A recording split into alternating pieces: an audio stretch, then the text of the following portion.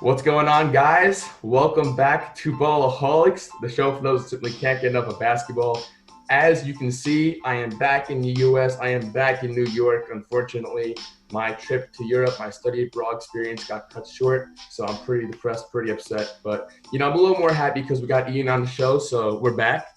Sure. It's great to be back. So obviously we got a lot to cover. I know the NBA stopped. All sports. It all stopped, but it doesn't stop for us. Ballaholics doesn't stop. So right now, for our first segment, we're going to talk about the NBA season. If the NBA season ended today, who is our MVP? So Ian, let's start with you. Who is your MVP if the NBA season stops today?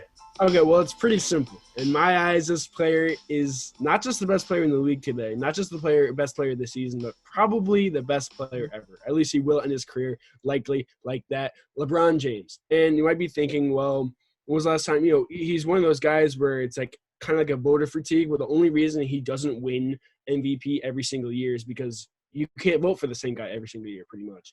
And I think it's going to be one of those things this year where we kind of have noticed at the age of, 35, the fact that he is still doing this and still, averaging 25 points a game, 11 assists, 8 rebounds. It's one of those things where, and the best team in the West, best record in the league. It's one of those things where you keep looking at it and you're like, well, what else can he do, basically? And I think the only thing that would be holding him back is voter fatigue. But the only other candidate really you can vote for is Giannis. And Giannis, he's won it, last year? So it was one of those things where, technically speaking, the voter fatigue should be in LeBron's favor and against Giannis. That's at least where I would have to suggest, though. Ian, man. Listen, man, I gotta ask you a couple questions, bro. You having any symptoms? You coughing at all? You have some fever? I don't know, man. You're gonna say LeBron for MVP, bro? Listen, man. Listen, man, you fell short, man. And it's so easy, Ian, because I relate to this because I feel like so many people do this now in the NBA, because LeBron James, he's the biggest brand name in sports. He's playing in one of the biggest markets in the U.S., in Los Angeles, not to mention he's playing for the Los Angeles Lakers, who are like literally the biggest brand team in sports, in the NBA at least. But I got to talk about someone else. Listen, man, I give you LeBron, just playing the longevity. He's age 35, but it's his 17th season in the NBA. We haven't seen what LeBron is doing right now. This is completely unprecedented, obviously. But listen, man, I get it, He has an incredible resume he's built. He's a global icon, a 3-time NBA champion, a 4-time MVP, a 16th-time All-Star, a 12-time All-NBA first team. And listen, man, I get it. He saved Carmelo Anthony's life. I get it. He's having a career year averaging 26 points, 8 boards, and over 10 assists. He's really taken over that playmaking in Los Angeles as a result of the lack of a point guard. 35 years old. At 35 years old, he's making JaVale McGee, as we just saw in the clip. He's making JaVale McGee look like an all-star. You know what I mean? Like, he's not doing. That's true.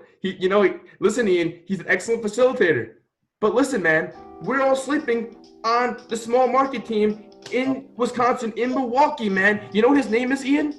No, his name is Giannis Antetokounmpo. That is the MVP, man. Listen, I get LeBron James, all good all around. Listen, man, the MVP is simply a measurement of your performance in one given particular regular season. It's not an all-around award. Otherwise, we're giving LeBron the award every year. We're giving Greg Popovich the Coach of the Year award every single year. But this year, man, it's Giannis Antetokounmpo, and you can look at PER for that even. Giannis Antetokounmpo leads LeBron in PER rating. PER rating, for those who don't know, it's a culmination of all the stats put together, points, rebounds, assists. It takes everything into consideration. And let me tell you something, Ian. I don't know if you knew this, but over the past 10 years, the PER has predicted the MVP candidate every single time except for once. Give me that. Yeah. Let's also talk about, which team has a better standing? Is it the Lakers or is it the Bucks? They're okay, let me say this real quick. Yeah, maybe they're both the first seed, right, in their conference. Am I wrong? No, I'm right about that. They are. This is the much tougher conference to play in. The East or the West. Historically, it's been West. It's always West. Outside of the Bucks, right, you have maybe the Celtics. The Sixers don't even look that good. And who else is really a contender to get to? I mean, the Bucks are possibly could go 12-0 in the playoffs and get to the finals. I honestly think they could sweep every single team they play. But that just shows the lack of talent in the East relative to the West. I mean, when the Clippers and the Lakers play in the Western Conference Finals, which will likely happen, I'd be surprised if it doesn't. But that will be like right there. That will probably be what the finals is. And I even think that if the Lakers and the Bucks do end up playing in the finals, the Lakers win at worst 6 games. It's probably a 5-game series. So the way I see it is, Giannis, his PBR, and they have a better record, but they're playing worse opponents. You know what I mean? They're playing the Knicks. I get it. They're playing the Knicks more so than the Lakers are, at least. You know what I mean? Hey, you don't gotta bring up my stuff for Knicks, man. You know I'm very sensitive to that area. I'm sorry, I didn't mean to come at you like that. Here's my response to that, Ian. Listen, okay, I'll give you that. The East is definitely weaker than the West. That's obvious. Here's what I'm gonna say. Shout out to Brandon. What's good?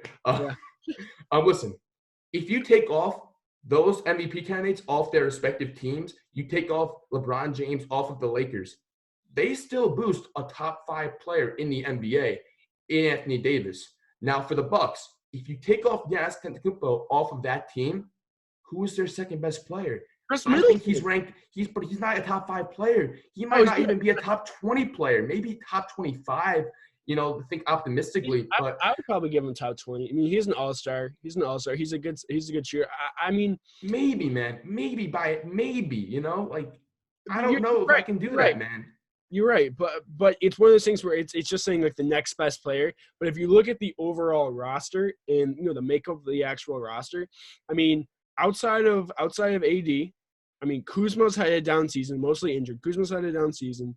You got Rondo. If LeBron wasn't there, Kuzma would take a much bigger role with that team, man. You know that, Ian. He's been injured for the most part of the season. Yeah, that's true. Technically speaking, he would be a better player if LeBron wasn't there and if he was healthy. But that just isn't the case, at least right now. The thing is like looking at that team is without LeBron, they'll probably make the playoff. They'll almost certainly make the playoffs, but they're probably a 6 or a 7 seed rather than running away with the first seed. You know what I mean?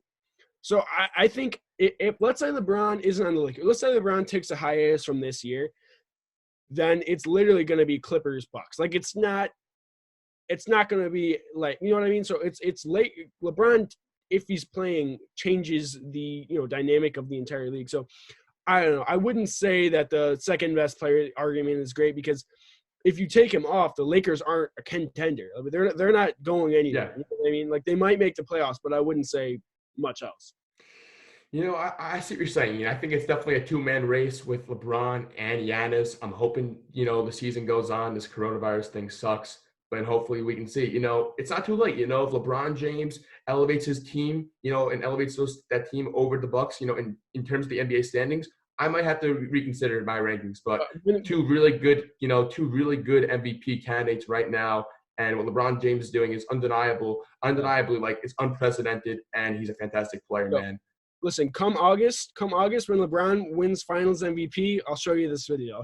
Okay, man. I'll tell you this. I'll tell you, an MVP measures a player's performance in the regular season, Ian, not the playoffs. I know you didn't know that, maybe, but like it's the regular season, Ian, not the playoffs. I'm just letting you know. All right, man. You ready to get on to our next segment? Yeah, let's get to our next segment. Yep.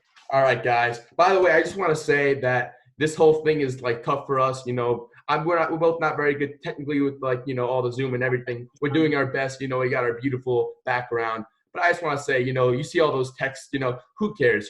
We're doing this, so screw you guys.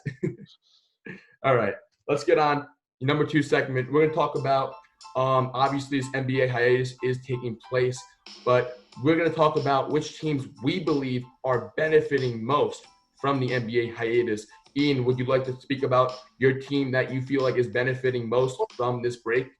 Well, for the most part, I think we can probably agree with this. It's probably the teams that are the 7th and 8th seed, maybe the 6th seed, where they're, they were potentially going to actually lose out maybe and actually not make the playoffs. But the fact that right now, right now the season stopped, and basically when we bring it back up. They'll probably just get rid of the rest of the regular season and start up come July or August or whenever they end up wanting to play again. So the way I see it is the winners are likely the teams that aren't as good as, the Lakers, the Bucks, the Clippers, but are lucky enough to get in and also be healthy. So that's, the rest is going to benefit mostly, our older players like LeBron and Kawhi. He's not older, but he's had problems with his knees, and that's a great thing. But they were going to be great anyways. So the way I see it is those teams. I'll look up the standings right now because off the top of my head, I don't even know who I think what is it? You can screen share that too with everyone too with the viewers. Yeah, I'll do that. Yeah, I'll screen share that. Awesome. Figure that out real quick. Yeah, I'm just going to say real quick, I understand, obviously, the 7th and 8th seed teams. I get it all. I get all that. The health is huge, and I agree with that. For me, I'm looking at teams that need to solve problems. There are problems in the locker room. There are problems going on. Or simply, teams are benefiting when other teams are not. When this NBA hiatus, it disrupted some NBA teams' flow. I'm looking at the Los Angeles Lakers precisely with LeBron James. Therefore, you know who I'm going to say. You know which team I'm going to say is benefiting. It's the Los Angeles Clippers. And it's simply of the matter of the fact that the Lakers got disrupted. Not to also mention, you're now giving the brilliant minds in Doc Rivers and Jerry West time to, figure out a strategy to defeat the Lakers. They have all this time off. You have Kawhi Leonard and Paul George who have problems notoriously with, staying injured, staying durable on the court. Now you're giving them extended period of time to not play NBA games. I'm telling you, this Los Angeles Clippers team is completely benefiting, and they're going to take complete advantage of this NBA hiatus when they come back and play in action, when it eventually resumes. Although I do agree that it is helping the Clippers, and as I was saying earlier, especially with Kawhi and Paul George, who's had a kind of a rough season. I think it definitely does help them, but I also think it helps the Lakers almost equally, especially because LeBron is getting older, and this year he has obviously he's always kind of had to carry his team, but it seems like this year, becoming that facilitator even more so than usual. I think he is so I think it does benefit the Lakers, and it does maybe benefit the Clippers a little bit more. But what I was trying to get at was, so if you look at on your screen the Western Conference standings, Grizzlies at 8. So down there, so the Grizzlies are 3 games ahead of the Trailblazers, Pelicans, and Kings, right? Or I guess 4 games ahead of the Pelicans and the Kings. So before the season ended, this right here was revving up pretty bad, or pretty good. So if you look at it, like Kings beating the Trailblazers, it was a bunch of those teams kind of eating each other up. So the Grizzlies here, again, they're going to I think they're a huge winner because you have who's your best player? Ja Morant, you got Jaren Jackson, you got young guys who will get playoff experience against LeBron in their rookie year, which is huge. Mind you, if the season had continued on, it's possible that they don't actually make the playoffs because of the fact that, again, they're a young team that might actually lose out. So what's stopping action going to do? What's that going to do? What do you mean? If they're young, they're not going to make the playoffs anyway. How does that pertain to the season and resuming it? If they are making the playoffs, if the season stops today, they are making the playoffs. Is what I was trying to say. So what you're basically saying is, let's say they completely stop the regular season, they end it today. Yeah. So I agree with that. I wholeheartedly agree with that. Okay, my apologies. I didn't know that's what you were saying. I'm assuming what will happen is that they'll just end the regular season and go straight to the playoffs. That would be my guess. I could be wrong. Yes. I think they should do that. I think they should. I think it's probably the smart thing to do. But I just want to talk about real quick another team that I think is benefiting immensely. Again, when I talk about a team that has problems and they need to solve the problems and coupled with injury problems, man, you know what team I'm talking about, man. A team that significantly has underachieved in this regular season, where they're now the 6th seed at a record of 39-26. Yep. Yes, it's the Philadelphia 76ers, man. There have been so much injury problems with Ben Simmons and Joel Embiid. The season was not what we all expected. Though actually, I did say, when they signed Al Horford, I knew right there that was not a right fit. That was not the proper fit because you have 2 big men like Al Horford and Joel Embiid. For me, it just doesn't work. It just doesn't work. They lost Jimmy Butler, who was an underrated all-star, and they lost J.J. Redick, who was a marksman. and a perfect complementary piece alongside Ben Simmons, since Ben Simmons obviously has no jump shot. Now, I think the Philadelphia 76ers are going to benefit. It gives Brett Brown, the head coach, significant time to, evaluate the roster, to figure out the problems, to really develop that chemistry.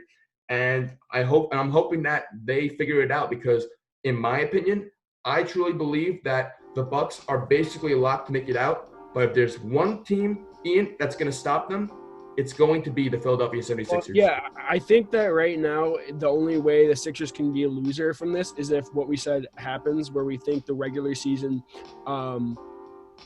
does end and they go straight to the playoffs. Because playing the Celtics in round one, I don't even think they win that series. I got to be honest with you. I don't know that they make it out of the first round. I agree. 100%. I agree. Yeah, so I'd say they're a loser in the sense that if there are no more games played this season, they're going to have to play the Celtics. But if they do play more games and they're, if they win and they have to play the Pacers or the Heat instead, then I can see them being winners. So for me they probably are the next. I mean, it's hard. They have the next most talent. I will say they have the next most talent. Which team?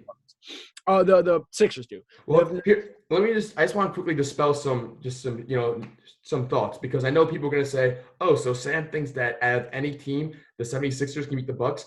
Does Sam really think that the 76ers are the second best team in the East? I'm not saying that. Oh. I don't believe they're even a top 3 team right now, or maybe even not top 4, man. I mean, it's tough. But I'm talking about for strictly matchup-wise against Giannis Antetokounmpo, who loves to, explode to the rim. The Philadelphia 76ers, they have 2 elite rim protectors in Al Horford and Joel Embiid, and then they have someone in Ben Simmons that can crash on Giannis inside. I know we're getting a little off topic, but I just wanted to say that. I just want to put that out there, that the 76ers, I don't consider them even to be a top 3 team in the East right now, or maybe not even top 4. But matchup-wise, they're perfect for the Bucks. I think the Celtics have a chance against the Bucks, but regardless, I think the losers of this are honestly the teams that just traded for someone big and now don't know what's going on going into. Let's hear some, Ian. What do you think? What teams? I'm thinking mostly, more than anyone, the Minnesota Timberwolves. That team oh my God. You just trade for D'Angelo Russell and then you keep losing, and now you're going through the offseason and you're like, what do we do? You know what I mean? We just traded Andrew Wiggins for D'Angelo Russell, which is probably a good trade. I think we both agree that's probably a good trade. I actually don't even think it's a bad trade for the Warriors, but that's another topic for another day. Basically, yeah, the Kings are included in this as losers because they're teams that are – actually, the Timberwolves really aren't on the bubble, but the teams that are on the bubble and just made some trades and, differences in the offseason and then didn't see that player they traded for play enough games to know if they're worth it or not. So now going in the offseason, not knowing how good your team actually is, that's a scary thought. And I think, again, teams pretty much from the 9 to the 12 spot in both conferences definitely see that. But the Timberwolves, even though they're the 14 seed, stick out to me, especially because that D'Angelo Russell trade more than anything. Obviously it's good to see players play, but I just feel like there are so many other teams that can be considered losers. I think it's tough. I would say one more team. Ian, I'm going to ask you right now. You're going to go on YouTube. You're going to look up some Kevin Durant highlights, bro. Get the Kevin Durant highlights going, because honestly, man, I think a huge prospective winner is the Brooklyn Nets. Listen, man, Kevin Durant wasn't supposed to come back this season, and I know right now they're saying he probably won't come back, but if there was just a slimmer of chance of Kevin Durant to come back, it just got way bigger. And if Kevin Durant comes back, if the Nets somehow sneak in as a 6 or 7 seed in the playoffs and Kevin Durant comes back, it is not out of the realm of imagination to think that they can beat the Milwaukee Bucks, make it to the finals, and maybe win. How crazy of a story would that be if Kevin Durant comes back? I disagree. I don't think. You disagree? Okay, let's hear it. I don't think Kevin Durant's coming back. And also, Kyrie's out for the season. So, mind you, they just fired Kenny Atkinson, who, by all accounts, was a great coach. So, I don't know what the Nets are doing, mind you. But also, let's say KD comes back, right? And let's say they play Bucks. Let's say they play the Bucks first round. Let's say KD comes back. Why would he want to come back, right, without Kyrie Irving, without most of the good players on the team? I guess really only would be Kyrie, with a coach he's never played with a team he's never played with, to play Giannis. I think if Kevin Durant comes back, just for that series, that would be a bad look for him because I don't think he would. I think he would get outplayed by Giannis Antetokounmpo simply because of the fact that he hasn't played basketball in a year. No, I agree. He has never played basketball with the players on the court, and he's never played with that coach. And he's playing against Giannis, who, mind you, has been with this same team for a while now, who has been with what's his name? Mike Budenholzer for a long time, who's a great coach. Excellent coach. Phenomenal coach. I think although the Nets could potentially be winners if Kevin Durant comes back and somehow they win the series, I just don't think they would win the series, and I don't think KD would come back because of that reason. So I didn't even realize that Kyrie Irving was out for the entire season. So that definitely changes what I have to say now. I mean, if that's true, then Kevin Durant's certainly not coming back. So it doesn't even matter what goes on there. And honestly, I still think they're losers though, because at least when Kyrie's not playing and the Nets are playing all together, I feel like the chemistry comes back up. When Kyrie plays there, I don't know, man. It doesn't look good. The players don't look happy. The bench isn't getting nearly as hyped as they did last year.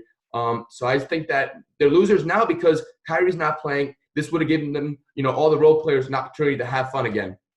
Yeah, I think Kyrie in this is a pretty big loser, not because of the fact really have anything to do with actually playing basketball. I guess it is good for him to, be able to rest, but at the same time, look, the last thing we saw or heard about Kyrie was him being injured, him leaving for the season, and him basically getting Kenny Atkinson fired. We all knew that was coming, man, because, listen, man, the big dogs want the coach out. He's out, man. He's out. I agree. But what I was going to say was, that just confirms all the suspicions everyone has about Kyrie being bad for the locker room. Both of them, and Durant. I think Durant too, man. Durant to an extent, but Durant's talent, I mean, not that Kyrie isn't talented, but KD is like a generational talent where it's kind of like LeBron, where if he wants to coach out, you kind of understand, like kind of similar to Giannis. If Giannis wants to coach out, but he doesn't want it because he's not that kind of person, man. But Kyrie and KD, they both have that toxic personality, man. I mean, we saw Kevin Durant butt heads with Steve Kerr. I mean, we saw Kyrie, having problems, in Boston. They're both like that. I'm not taking anything away from KD's talent, but I'm saying it takes a certain kind of personality to want, to blame everything on the coach. I'm not necessarily saying that, but I mean, it doesn't look good for them. I get what you're saying. Yeah, I don't necessarily disagree. Okay, let's go on. Are you ready? Do you have any more final thoughts? Any more teams, or are you ready to move on to our last segment? We're ready to move on. Yeah.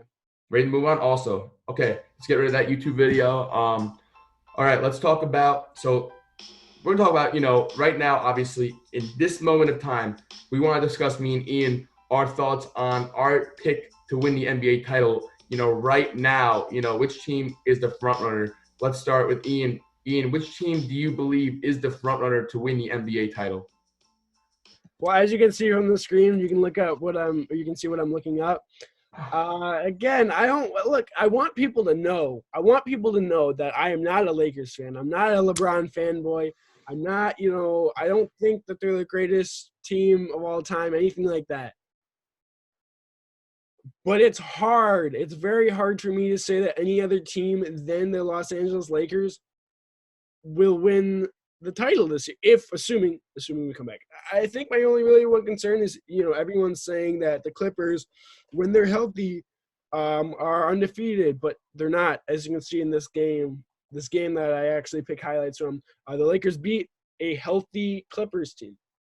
Again, I know Kawhi is considered like the LeBron stopper and all that, but the Clippers have added so many players this season to actually playing minutes. I think that chemistry is just kind of off. I feel like they just took 15 guys who are good at basketball and said, "Yeah, do your thing," which again, to an extent, works. But I don't know. I think LeBron he's another animal in the playoffs, and if he's beating the Clippers in the regular season, he's only going to get better from here. He beat them one game, and now you're ready, man? Come on, man. One game? That was the first two. Did you not see opening night, though? Did you not see opening night? Can I say something real quick? Go ahead. You know what it is? It was the Clippers being 10-0 with everyone on the roster being healthy, and then LeBron comes in there and beats them by 10. I mean, obviously that is one game that they beat him, but that's like saying it was one game where the Cavs, or one series where the Cavs beat the Warriors, the 73-9 Warriors, that is. So, I don't know, man. I think it's easy. I think it's the Lakers. All right, listen, man. I want you to look up right now. I'm trying to do it right now on my phone, but I'll let you do it. I want you to look up Marcus Morris stats, okay? Because, listen, man. Listen, the Clippers were already – listen, I'm going to say this. I like the Lakers, you know. I grew up, you know, I first became a basketball fan through Kobe Bryant of the Los Angeles Lakers. Love Kobe. God rest your soul. Listen, man. The Clippers are the better team, and they were the better team, and now they added Marcus Morris from the New York Knicks. Okay. The only bright spot I had as a New York Knicks fan, and they took him away. They added him, the Clippers. Did you see that game? Did you see the Lakers Clippers game where Marcus Morris went 0 for 7 from 3? He's okay. He's not going to. So one game. You sound like a hypocrite right now. Wait, one game. One. I'm just saying. I'm just saying, man. Listen, man. Let me just say this. I know the Lakers, they tried responding by signing, of course, Marcus Morris, his brother, Markieff Morris. But the Clippers definitely won that nuclear arms race there. And I'm just going to say this real quick, okay? They have Kawhi Leonard and Paul George. But remember last year, bro, they took the Warriors with Kevin Durant and Steph Curry the 6 games. And then they added Kawhi Leonard and Paul George. Now they have – and look at the bench. Look at the depth they have. With Montrezl Harrell, who's the 6th man of the year, or maybe most improved, not 6th man, maybe 6th man or most improved player, one of the two. I'm still not sure yet. They have Sweet Lou off the bench. Then they traded for Marcus Morris. Man, if they weren't already over the top, they are now. And now they are greatly benefiting from the NBA hiatus. Clippers are a better team. I got to stop you right there. Just let me ask something real quick. From the bottom of my heart, I care for you. What are you smoking right now? What drugs are you on? Because this series is not going to be won by Marcus Morris or Montrezl Harrell or JaVale McGee. Precisely, it will be. No, it won't. It'll be LeBron and Kawhi. It'll be LeBron and Kawhi and AD and Pete and Paul George. Look, it's as much as I want to say, depth matters. And depth. LeBron can't do it by himself, man. It's not going to work. You don't think LeBron's after this hiatus is going to play 40-plus minutes a game, and so is Kawhi? It's going to end up coming down to them. Here's the thing. Here's what I'm going to say, Ian, real quick to your point. Look, here's why I say role players. I'll say this. LeBron James, Kawhi Leonard, amazing players, okay? Now, LeBron James typically loses when there are a multitude of players on the opposing team that can defend him and try, give him a run for his money. I'm not saying lock down. You cannot lock down LeBron James, okay, by definition. But now you're going to throw, Pat Beverly, Montrezl Harrell. You're going to throw Paul George, Kawhi Leonard. Yeah, Kawhi Leonard. You remember Kawhi Leonard? Yeah, Kawhi Leonard. You have so many players you can now throw at him. Marcus Morris, Montrezl Harrell, Kawhi Leonard, Paul George. When you have so many players that you can throw at LeBron James, it's going to take a toll on him. And that's why I say, especially in the playoffs, you need to have, role players that can defend like the Clippers can and can contribute on the offensive end, like my boy Sweet Lou and Montrezl Harrell. Well, Sweet Lou is not going to be playing any defense the entire series. But the way but the entire team will be. The entire team will. He's surrounded, man. He's surrounded. They surrounded him. Williams will not be playing defense. They gave him all the weapons really possible, bro. They gave him everything, man. Look, on paper, on just strictly paper, the Clippers, yes, have probably a better roster, and they have a better coach. I think we can both agree with that, and Doc Rivers. But, I mean, it's just like, have you just witnessed LeBron this season? And I'm just saying, this is strictly me being just, again, I'm saying I'm not a Lakers fanboy or whatever, but the way I see it and the way I think it really is going to be if LeBron can take over. And again, those, defensively from Montrezl Harrell and probably more specifically Kawhi, because I think it'll probably be Kawhi on him or AD the entire game or entire series rather. So I think it's mostly going to come down to Kawhi. And I mean, Patrick Beverly, likely what'll happen is he might annoy LeBron enough. Of course, he's a dog. Yeah, but even just like KD. I mean, I'm not saying they won, but he annoyed him. He got in his skin. He got in his grill. The way I say it's a lot easier to get under KD's skin than to get into LeBron's skin. You know what I mean? Like, you can disagree with me on that, but I think we both agree.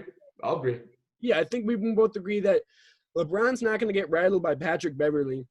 Though here's what I will say, actually, in KD's defense. I mean, once Kevin Durant said, "Listen, man, I'm Kevin Durant." Like, he went off, man. It was over. So it was cool seeing the evolution of Kevin Durant. I feel like LeBron James has always had that mental toughness coming in from high school. But Kevin Durant, it's something that he really had to grow and develop. Yeah, for sure. He's been doing it. He's been doing a phenomenal job at it. So I can't even hate on that. I do think coming into next season, KD will be a lot more mentally tough. Like if just like his demeanor, like watching him on like interviews, and like practice, he does seem like a totally different person. Like leaving the Warriors and going to the Nets, I think says a lot about how much he's changed from like 4 years ago or 3 years ago or whatever. Whenever he signed with the Warriors. Here's what I'm going to say. Sorry. Let me say this. If you're going to go to a 73-win team, you should have done the opposite and went to the New York Knicks, who are the exact opposite of a 73-win team. That's all I'm going to say. I'm a suffering Knicks fan. I admit it. I am. You should have came to the Knicks. Am I salty? Yeah, I am. You should have came to the Knicks. I mean, I would have been nice to be able to watch KD, KD in the Garden. That would have been. Could you imagine KD in the Garden? That'd be insane. Oh, man, KD in the Garden, bro. It would have made up for everything he's done. You know, he would have he was so vilified as a player, but coming to the Garden, like if he was able to, elevate the Knicks to championship status, even get into the conference finals, man. I don't ask for too much, man. It would have made me, man. It would have really just made me so happy, man. Do you have any final thoughts on this topic, or we ready to go? I think I'm all set. I mean, I just in my mind, last thing I want to say real quick is in my mind it's LeBron versus Kawhi, and part of me thinks that this might be. It's just gonna sound possibly dumb, but potentially. Sorry, I'm used to it. I'm used to it from you. Could be LeBron's last real shot at a title. I agree, man. I look, man. I hope that he's able to win. I hope the Lakers can win. I just think Kawhi Leonard. We saw it also in 2014. Kawhi Leonard is a lockdown monster. I mean, he's a lockdown monster. Yes. And I'm not saying you can lock down LeBron, but if anyone in the NBA is equipped to do that, it's Kawhi Leonard. That's all I'm gonna say. That's all I have. Do you have anything else to add, or we're all good? You think? I think we're all set. All right, man. All right, guys. We really appreciate you guys watching. Me and Rachel Mills. We had an amazing show. Had to crack that joke. You know that. We're gonna try and give you guys some more content. Check us out next week probably, and hopefully next time we'll be better at Zoom a little bit. I think we did a pretty good job, honestly. No, I think we figured it out. The screen sharing took me a second to get, but I think we get it. We also hope you guys enjoyed our backgrounds too. Nice orange and blue, Knicks colors. Yes. Well, all right. Kings. We're signing off. See you guys.